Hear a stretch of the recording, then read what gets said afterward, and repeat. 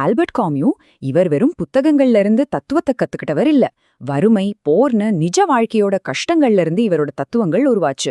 சில சமயம் இந்த உலகம் ரொம்ப அர்த்தமில்லாததா தோணும் இல்லையா? அப்படிப்பட்ட ஒரு உலகத்துல நாம எப்படி ஒரு கண்ணியமான வாழ்க்கைய வாழறதுன்னு அவர் ஒரு கேள்வி கேட்டாரு. வாங்க இன்னைக்கு நாம அவரோட பதில்களை தேடலாம். எப்போவாது இப்படி தோணியிருக்கா? ஒரு பெரிய பாறைய மலை உச்சிக்கு கஷ்டப்பட்டு தள்ளிக்கிட்டு போறீங்க, ஆனா அது டக்குன்னு மறுபடியும் கீழே உருண்டு ஓடிடுது. திரும்ப திரும்ப ஒரே வேலை, பலனே இல்லாத ஒரு போராட்டம். இந்த உணர்வுலேருந்து தான் காமியோவோட தத்துவமே தொடங்குது. காமு என்ன சொல்றாருன்னா, நம்மளோட டெய்லி லைஃப், வேலைக்கு போறோம், சாப்பிடுறோம், தூங்குறோம், மறுபடியும் காலையில எந்திரிச்சு அதே வேலையை செய்றோம். இப்படி போய்கிட்டே இருக்கும்போது திடீர்னு ஒரு நாள், ச்சே என்னடா இது வாழ்க்கை, இதெல்லாம் எதுக்கு பண்றோம்னு ஒரு கேள்வி மனசுக்குள்ள வரும். அந்த நொடிதான் அபத்த விழிப்புணர்வின் தொடக்கம். காமோவோட தத்துவத்துல ரொம்ப முக்கியமான வார்த்தை அபத்தம். ஆனா நாம நினைக்கிற மாதிரி வாழ்க்கை அர்த்தம் இல்லாததுன்னு சொல்றது கிடையாது. இது என்னன்னா, நாம மனுஷங்க வாழ்க்கைக்கு ஒரு அர்த்தம் வேணும்னு தேடிக்கிட்டே இருக்கோம். ஆனா இந்த பிரபஞ்சமோ நம்ம எந்த கேள்வி கேட்டாலும் பதில் சொல்லாம அமைதியா இருக்கு. இந்த ரெண்டுக்கும் நடுவுல நடக்கிற ஒரு மோதல் தான் அபத்தம்.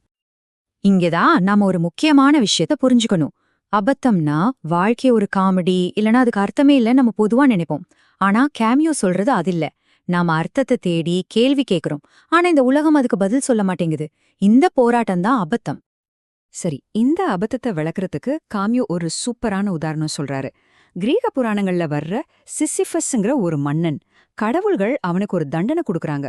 ஒரு பெரிய பாறைய மலை உச்சிக்கு தள்ளிக்கிட்டே போகணும். ஆனா அங்க போனதும் அந்த பாறை மறுபடியும் கீழே உருண்டு வந்துடும். இதுக்கு முடிவே கிடையாது. நம்ம மனித வாழ்க்கைக்கு இது ஒரு சரியான குறியீடுன்னு காமியோ பார்த்தாரு. ஓகே, நம்ம வாழ்க்கை அபத்தமானதுன்னு உணரும்போது நம்ம முன்னாடி 3 வழிகள் தான் இருக்குன்னு கேமோ சொல்றாரு. 1 உடல் ரீதியான தற்கொலை, 2வது தத்துவவாத தற்கொலை, 3வது கிளர்ச்சி.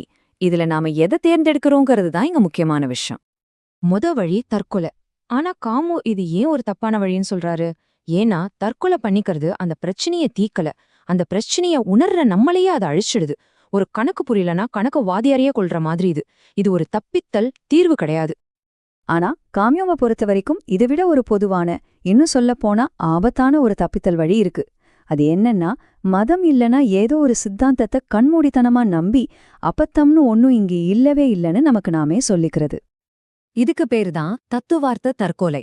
அதாவது இந்த நிச்சயமற்ற தன்மையோட வாழவே முடியாதுன்னு முடிவு பண்ணிட்டு பகுத்தறிவை தூக்கி போட்டுட்டு மதம் மாதிரியான ஏதோ ஒரு பதில புடிச்சுக்கிறது. அபத்தத்தை கண்டுபிடிக்க நமக்கு உதவியதே நம்ம பகுத்தறிவு தான். ஆனா இப்ப அந்த பகுத்தறிவையே நம்ம ஏமாத்துறோம். சரி, தற்கொலை ஒரு தப்பித்தல்னா அப்போ உண்மையான தீர்வுதான் என்ன? காமியோவோட பதில் இதுதான், கிளர்ச்சி. இத அபத்தத்தை பார்த்து பயந்து ஓடுறதில்ல, அத நேருக்கு நேரா சந்திச்சு அதோடவே வாழ்றதுக்கு நாம எடுத்துற ஒரு தெளிவான முடிவு. கிளர்ச்சின்னு சொன்னதும் ஏதோ வன்முறை போராட்டம்னு நினைச்சுக்காதீங்க. இது ஒரு மன ரீதியான போராட்டம். நம்ம சூழ்நிலைகள் நம்மள நசுக்க நாம அனுமதிக்க மாட்டோம்னு சொல்றது. ஆமா, வாழ்க்கையில ஒரு பெரிய அர்த்தம் இல்லாம இருக்கலாம், ஆனாலும் நான் இந்த வாழ்க்கைக்கு ஆம்னு சொல்லி முழுசா வாழ்வேன்னு சொல்றதுதான் கிளர்ச்சி. இந்த கிளர்ச்சியோட வாழ்றதுக்கு 3 முக்கியமான விஷயங்கள் தேவை. முதல் விஷயம் தெளிவு.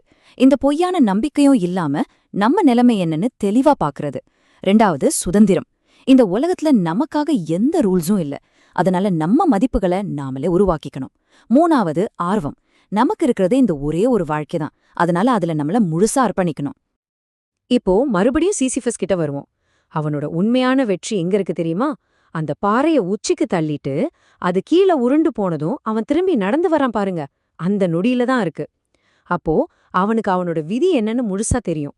தெரிஞ்சும் மறுபடியும் அந்த பாகையை தள்ளுறதுக்கு அவன் முடிவு பண்றான். இங்கதான் காம்யாவோட அந்த புகழ்பெற்ற ஆழமான வரி வருது. உயரத்தை நோக்கிய போராட்டமே ஒரு இதயத்தை நிரப்ப போதும், சிசிவஸை மகிழ்ச்சியாக கற்பனை செய்ய வேண்டும். ஆனா எப்படி இந்த கொடூரமான தண்டனையில எப்படி ஒருத்தர் சந்தோஷமா இருக்க முடியும்? ஆமா, அவனோட சந்தோஷம் எங்கேருந்து வருது? காமியோ இங்க சந்தோஷத்துக்கே ஒரு புது அர்த்தம் கொடுக்கறாரு. சந்தோஷங்கிறது அந்த மலை உச்சிய அடையறதுல இல்ல, அதுக்கு பதிலா இந்த போராட்டத்தை தொடரணும்னு அவன் சுய நினைவோட எடுக்கிற முடிவுல இருக்கு. வேறொரு நல்ல விதி நமக்காக காத்துக்கிட்டு இருக்குங்கிற பொய்யான நம்பிக்கையை தூக்கி எறியும்போது கிடக்கிற சுதந்திரத்துல இருக்கு. இந்த மனமாற்றம் தான் இங்க எல்லாமே. சிசிஃபிஸ் இனிமே கடவுள்களோட தண்டனைக்காலான ஒரு பழியால் கிடையாது. அவன் தன்னோட விதியை ஏத்துக்கிட்டு செயல்படுற ஒரு நாயகன். அவனுக்கு கொடுக்கப்பட்ட தண்டனையே இப்போ அவனோட ப்ராஜெக்ட் ஆயிடுச்சு. அந்த பாறை அவனோட பொருளா மாறிடுச்சு.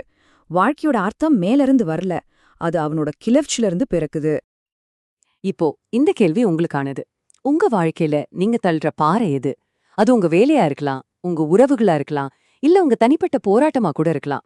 ஆனா காமியவன் பார்வையில கேள்வி என்னன்னா, அந்த போராட்டத்திலேயே நீங்க எப்படி உங்க சுதந்திரத்தையும் கண்ணியத்தையும் ஏன் மகிழ்ச்சியும் கண்டுபிடிக்க போறீங்க?